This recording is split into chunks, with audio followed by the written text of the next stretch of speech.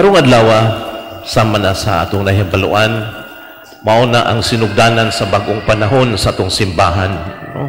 New liturgical year, no?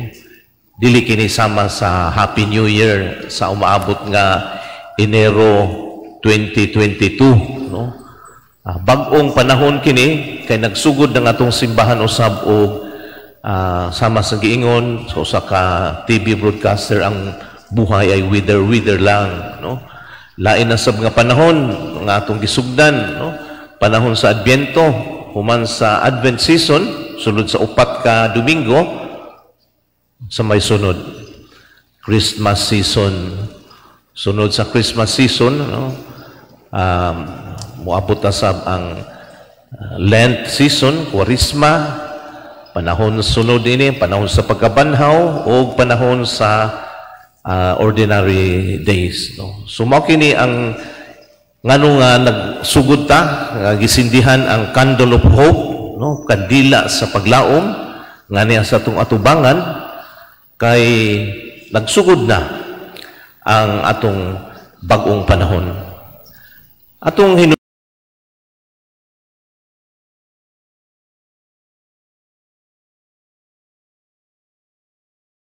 aming pagpaabot ora nig tao duha ang naong, no?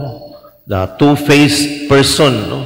Ang isa ka naong dito sa likod, ang isa ka naong nagatubang.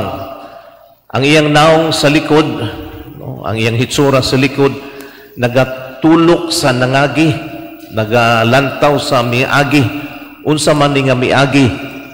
Mao kini ang pagkatao sa atong manunubos, no? More than 2,000 years ago, no? Mo nga ti ma-imagine na 2,000 na katuig sa pagkwinta na nato din nato malantaw kun. Pero ang pasaysayan sa ebanghelyo nagasulti ka nato nga kining panahon sa Adbento mao kini ang panahon sa pagtan-aw sa nangagi. Unsa man kini nga nangagi o miagi, mao kini ang panahon sa first coming of the Son of God, ang unang nga pag-abot sa anak sa Dios sa kalibutan. O atong gihandom ang iyang pag-anhi dinhi, no? Mao mga mag-Christmas ta, dunay mga Belen, dunay Christmas decorations, ug dunay mga Paskuhanon nga mga pagsaunog, no? Ug subay niini mao kana ang naw nga gilantaw sa likod sa likod sa man ang naong, ang naong usab sa umaabot. Gitan-aw ang panahon, looking forward to Christ's second coming. So first coming, pag-abot ni Jesus, 2,000 years ago, atong sa ulogon, atong i-celebrate.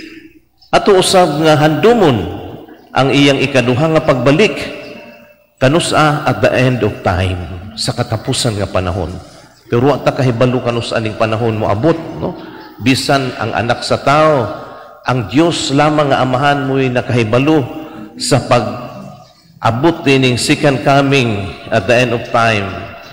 So for these two reasons, nindo ka hinungdan ang pulong Advento o pagpaabot panahon sa devout, no? Atong og expectant delight, no? Malipayon nga pagpaabot. So gibalanse kining duha ka elemento pinaagi sa paghandom, sa pagpaabot sa pagkatao sa atong manunubos, ug pinaagi usab sa pagpangandam sa iyang ikaduha nga pagbalik. So medyo ang pagbasa karon medyo makahadlok, no? Tiyaw bay ingon si Jesus ngadto sa iyang mga tinun-an nga moabot ang panahon nga adunay mga timailhan sa adlaw, bulan, bituon, sa yuta nga kabalaka ka sa kanasuran o murag mataranta ang mga tao sa dahunog sa dagat, kapinta sa mga balud, no? Mga timailhan lamang kini. Apan miingon si Jesus, ayaw kamo kataranta, no?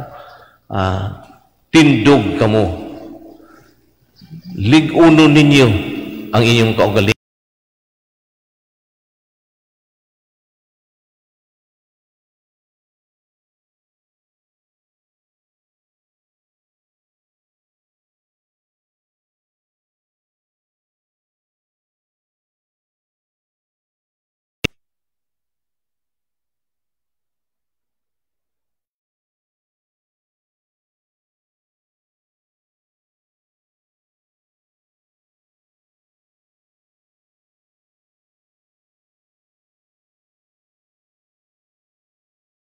panahon sa Advento. Panahon man kini sa paglipay, panahon sa kamaya. Kaya ba kay Christmas ko ta, dugin magtulog tag Christmas.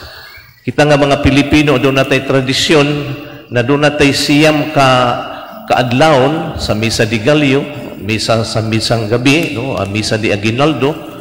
So nagdugang kini og dugang kulay sa atong pagsaulog sa Pasko sa pagkatao sa manunubos. Kay sulod sa siyam kakaadlawon atong pasidunggan ang mahal nga Birhen Maria, ang inahan sa atong manunubos ug inahan sa atong nasod sa Pilipinas, inahan sa katawhan.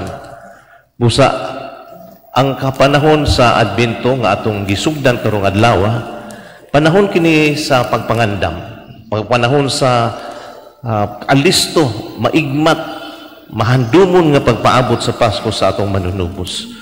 Busa sa unang pagbasa dinhi sa unang Domingo sa Adbento, atong nabatian, naghisgot ang saad sa Dios kaniadto diin ang Ginoo mobalik ug tumano niya ang iyang gisaad sa Israel, mga Israel, sa Israelitas, ang banay ni mahinumdum nato nga ang mga pagbasa nining maong saad sa Dios kini gihimo mismo sa pakigsaad ngadto kang David, si Haring David, diin gikan sa iyang kagikan mubunga, no?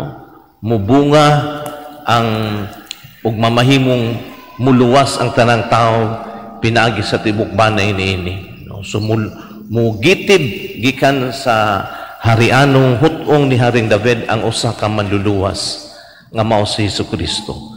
Sa kaduhang pagbasa atong mabatunan ang panghinaot ni San Pablo ngadto sa mga taga Tesalonica nga unta sila magmabungahon sa gugma sa matag usa sa ilang buluhaton sa tanang butang nga makapahimuot sa Ginoo. So ang mga lihok, mga gipanulti, ang tanan nga gihimo makapahimuot sa Ginoo. So ang panahon sa Adbento, panahon sa paglaom. Mao bitaw nga ang first candle, mao ang candle of hope. Paglaom bisan pa sa daghan nga mga kalisdanan, mga hamon, mga hagit nga atong giagian sama nining pandemic, mulaom gyapon kita sa Dios. Bisan pa sa mga balita nga duna no sa lain nga variant kuno, Omicron variant nga gikan sa Africa nga mas mangtas pa sa Delta variant, kay libo-libo man dai kuning mga variant sa COVID, di man na isa ka variant lang, nagkalain-lain, nagka-mutate ni sila, nagkabag-o-bag-o, nagkausab-usab. Apan luyo-luyo nining tanan, gihagit kita sa panahon sa Adbento, sa paglaom. Kitang tanan, ginaawhag sa pagpangandam nga malipayon sa pagbalik ni Jesucristo.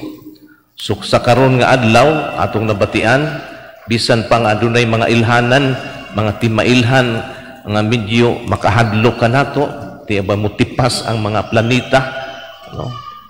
Kini ginatawag lamang kini nga apocalyptic o sinulat nga naghatag ka nato og paghimangno, no? Ug nagpungasi nga mga balud apan sa atong pagdumdum niini mingon sa atong Ginoong Hesukristo sa kun moabot na kini kinahanglan magbaton ka mo og kalig-on nga magkapalingkawas sining tanan kay hapit na moabot og barog at tubangan sa anak sa tao. Busa mga igsoon ko diha ni Kristo, unsa man nga paagi nga kita mangandam sa pag-abot sa Ginoo. Dugay na nga miabot si Kristo, 2,000 years ago na siya nga miabot. Ang mga tao ni atong unang panahon, wala tagda nila ang iyang pag-abot, busa wala niya siya dawata. Apan nasayo day sila nga siya day ang manunubos. Hasta karon sige gihapon nga tanyag si Jesucristo sa iyang kaugalingon, apan daghan ang nagdumili kaniya sa pagsunod sa iyang mga pagtulunan. Apan dili lang siya miabot na sa miaging 2,000 na katuig. Moabot pa gyud siya sa final end of time. Din hukman niya ang kalibutan. Hukman niya kita. Matapos na ang tanan nato nga mga kagulanan, mga kalisdanan, matapos na itong mga kalipay din sa kalibutan, apan ang dili matapos o ang iyang mga pulong. nga pulong nga siya ang manluluwas nga mutubos muluwas kanato sa atong mga kalisdanan. Mao kini ang atong paglaom, mao kini ang paglaom nga atong gisaulog ning Sunday of Hope ning Domingo sa paglaom sa unang Domingo sa Adbyento. Sa unsa nga paagi, in what way, no? Dili lang kutob nga mag-decorate kita og mga Christmas decorations, no? Na decoration sa atong balay, no? Mga Christmas, dili lang kay maminaw kitag mga Christmas songs, dili lang kay magplano kita sa Christmas parties, no? Labi na kay luag-luag na kuno ang kahimtang karon sa COVID-19, kini taphaw lamang nga pagpangandam. Ang tinuod nga pagpangandam sa Pasko sa pagkatao sa atong manunubos, mao ang atong kaugalingon, ang pagbag-o sa atong kaugalingon, sa atong pamilya, sa atong katilingban. Ilabi na moabot na ang atong eleksyon. No? Crucial kaayo ang atong pagpangandam sa maabot nga eleksyon. Kay puro natural ang mga politiko karon nangamoral ka nato. No? Puro sweet, sugar-coated ang ilang nga mga gipanulti para madaog ug mabutar kita kanila. Mga fairy tales ang ilang gipanulti. Mao nga ang atong obispo, mga kaobispuhan sa Pilipinas, nag-awhag kanato ning pag-ampo. Human sa atong misa karon, pag-aampuon nato ang pag-ampo sa umaabot nga honest, orderly, peaceful elections. Nga wala untay mga pagpangilad, walay pag-uto-uto, walay pagpanghadlok. Kay crucial kaayo kini sa umaabot nga kinabuhi nato nga mga Pilipinon.